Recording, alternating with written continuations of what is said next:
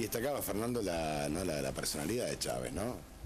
Sí, por un lado me parece destacable esta idea de que son los grandes temas estratégicos los que tendríamos que aprender a visualizar y en función de eso marcar los puntos de unidad. Y Chávez fue para toda nuestra América, yo creo, el hombre que dio cuenta de esto, que marcó la necesidad de la unidad nuestroamericana, de la independencia de la diplomacia del Departamento de Estado norteamericano, la construcción del eje sur-sur, esto que se hablaba de Siria, Irán, estos liderazgos exóticos para un tiempo atrás, que los naturalizó estas relaciones Chávez, el que creó una nueva lógica de posibilidad de desarrollo entre los pueblos a partir de la cooperación. Ya decíamos antes, tanto con África como con Medio Oriente, eso fue Chávez quien parió esa posibilidad, y hoy está ahí Bolivia produciendo y creando valor agregado, Ecuador lo mismo, Venezuela, Nicaragua, son países que han entrado en toda esta misma lógica, y bueno, y Argentina tardíamente ahora con este memorándum también, pero que se pone en sintonía, como venía haciendo, con toda la lógica de la política internacional, que yo creo que nace de la cabeza de Chávez y de la fuerza del pueblo bolivariano. Nombrabas recién a Bolivia, caminando al lado de Maduro está Evo Morales. Sí. Evo fue un tipo muy... En línea Jorge Castro, que es periodista, analista internacional. Jorge, ¿cómo estás? ¿Qué tal? ¿Cómo están ustedes? Encantado. Jorge, bueno, murió Chávez y esto, estamos viendo toda la ceremonia, el traslado de los restos del presidente Chávez hacia donde será velado, ¿no? ¿Qué significó Chávez en Latinoamérica, Jorge? Bueno, el papel de Chávez en Venezuela es reemplazable. Venezuela en los últimos 14 años se ha transformado profundamente a través del liderazgo de Hugo Chávez. A su vez, el protagonismo político de Hugo Chávez es inseparable de la presencia y el significado del ejército venezolano.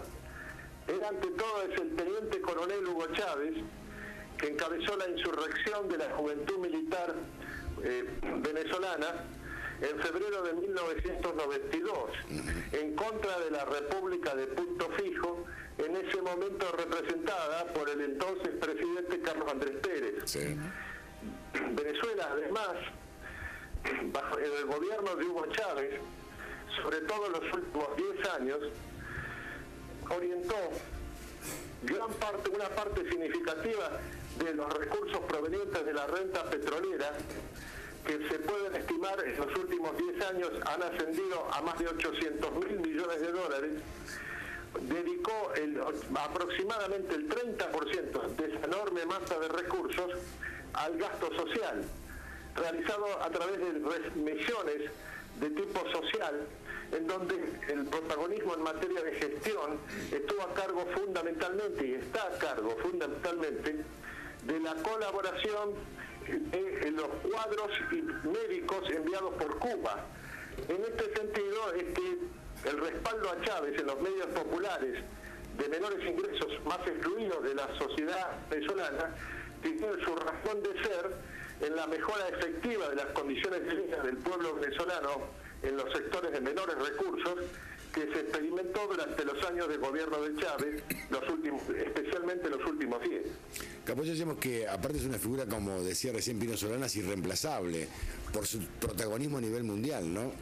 Así es, él se transformó en una figura de la política internacional, más allá incluso del marco de América del Sur, a través del enfrentamiento con los Estados Unidos a partir del 2003.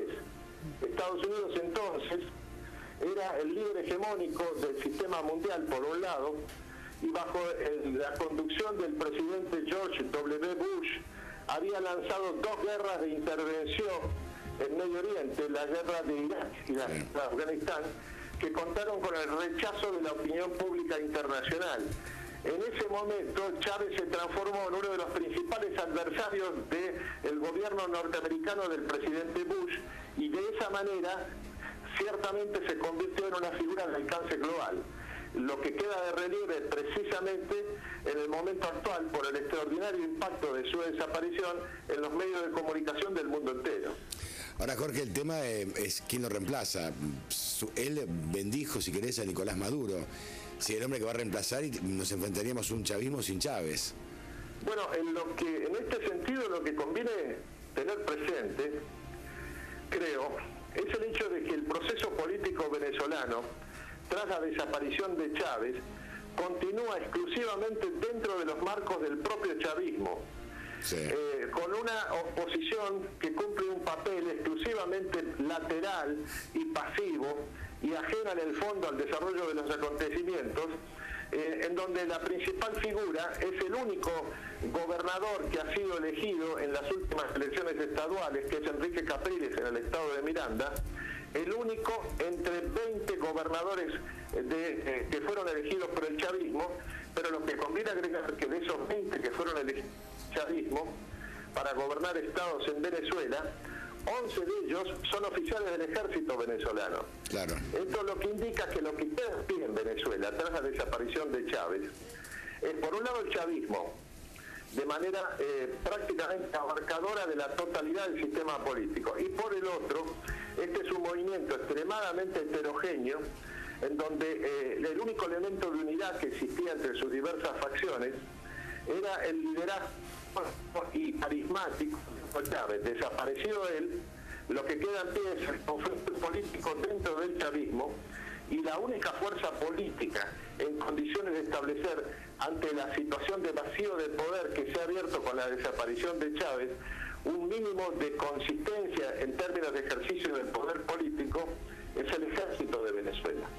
En este sentido, lo que habría que señalar es que el protagonismo del ejército venezolano va a crecer día a día en la medida precisamente en que la desaparición de Chávez muestra su carácter irreemplazable. Te mando un abrazo, Jorge, gracias. Encantado. Un abrazo, Jorge Castro, analista internacional, cada uno aquí con su punto de vista.